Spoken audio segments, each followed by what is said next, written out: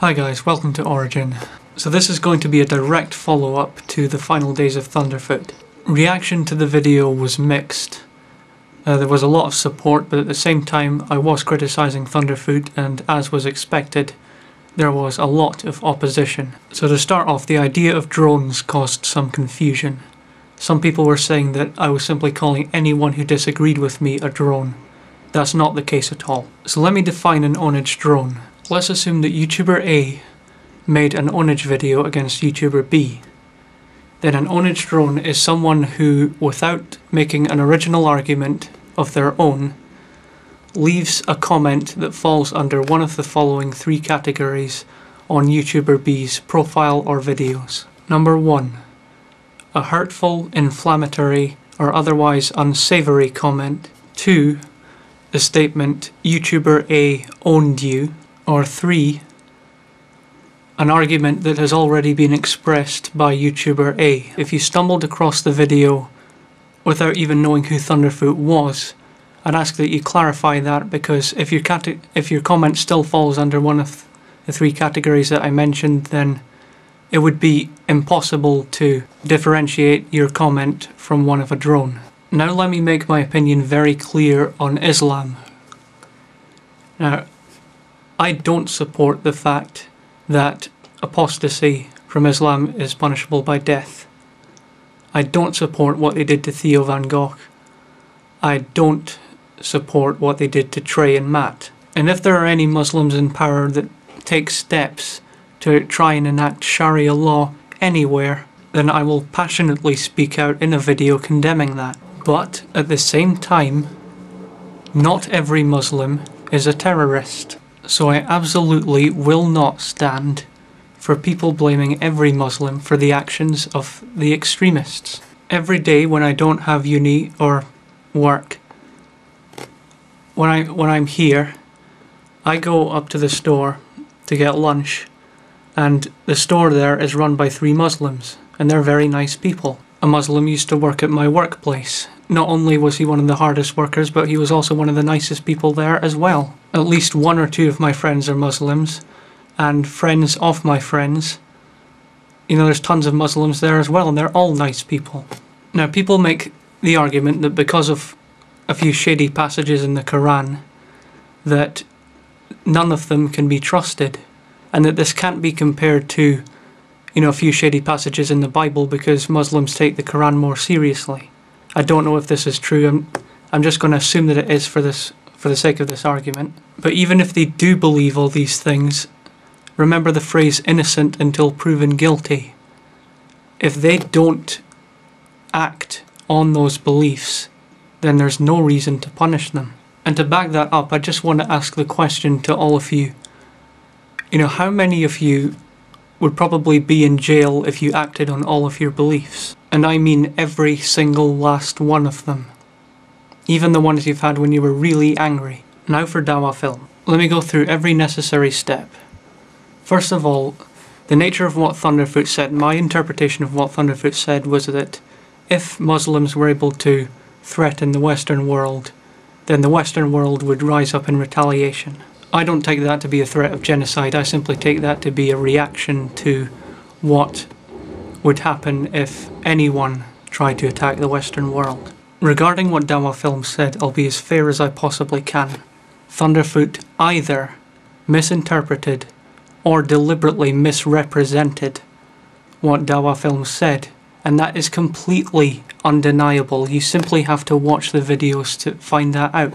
The video that Thunderf00t played a snippet of, at the beginning of it, Dawah films prefaced it by saying that it was addressed to all extremists of any and all ideological bent. That's quoting him directly. What's that you say? Moderates don't speak out against extremists? Well then. And one person said that I thought Thunderf00t quote mined Dawah films. Now I said in the video at one point that yes, I did say that Thunderf00t quote mined Dawah films, but I also said there's reason to argue against that. You could nitpick the point by saying that quote mining is the wrong word, as I said, because of the 2 conflicting versions of the video, which I mentioned in the Final Days of Thunderf00t. Remember the 2 minutes 19 version and the 2 minutes 48 version. One had the context, one didn't. So you could nitpick and say that it wasn't exactly quote mining, or that quote mining was the wrong word, but there was still misinterpretation or misrepresentation, one of the two, undeniably. What Dawa Films said was a conditional death threat. In other words, it was, if Thunderfoot's sleeping giant attacks innocent Muslims or non-Muslims, that's exactly what he said, then he clarified this. You simply need to watch this video, Letter to YouTube and Thunderfoot, to see this, that they would be willing to act in self-defense. So the nature of what Dawa Films said is very similar to what Thunderfoot said, except with the added point that he would contribute to that self-defense. Now, what I would classify as the mistake that people are making here is that they're just looking at that as a death threat and not looking at the subtleties of what he actually said. I mean, people were trying to explain to me that it was the same thing as saying that if I didn't cut my hair, then someone would come and kill me. They chalked up that conditional death threat as being exactly the same as the one, in moral terms, as the one that Dawa Films said. Now, morally speaking, not cutting your hair and death, compared with death and death/genocide, is simply not comparable. According to my morality, it's never right to kill someone. But I would at least see it as understandable if someone's own life was being threatened. For example, if someone's about to get raped and in self-defense they accidentally kill the person that's trying to rape them, I would be sympathetic to that. I had a confrontation with some of Jesus Freak's fans on an earlier video he did, where he described the case of someone trespassing on this woman's house and this woman shot the trespasser. In America, it's actually legal to kill someone who trespasses on your house. Well, maybe not in all of America, I don't know the specifics, but it's certainly legal in some areas of America. My point is that exemptions are always made for self-defense. And when you guys are assessing Dawa Films' threat, you're not taking that into account. You're just ignoring the self-defense aspect and treating it as a scary death threat from a violent Muslim. The final thing I want to address is a claim that Symbolic was being hypocritical for saying that Thunderfoot is accountable for the actions of his subscribers, and at the same time saying that Islam is not accountable for the actions of its extremists. Okay, assuming that that person assessed Symbolic's stance right, let me compare my stance with Symbolic's. I believe that Thunderfoot is accountable for the actions of his drones, if the drones have acted as a direct result of any of Thunderfoot's videos. I also believe that Islam is accountable for the actions of extremist Muslims if it can be shown that those Muslims were primarily influenced by Islam. However, I don't believe that moderates are accountable for the actions of extremists at all. If you're comparing that with the Thunderfoot situation, then what you have to conclude about that is that non-drones are responsible for the actions of the drones.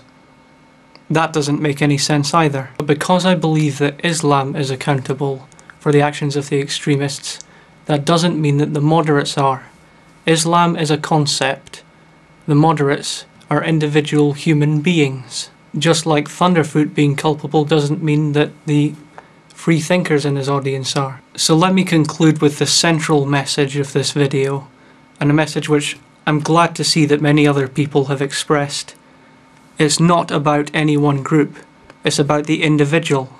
Judge the individual and not the entire group for the actions of a few individuals. As many fundamentalist Christians are happy to point out, Stalin was an atheist. But as an atheist, do I feel any overwhelming urge to speak out against what Stalin did, simply because he was an atheist as well? No. So why should we expect the same thing of the moderate Muslims? Now, I believe it was Paddy Kuhn who said that sometimes prejudice is necessary, even for your own survival, and I completely agree with that.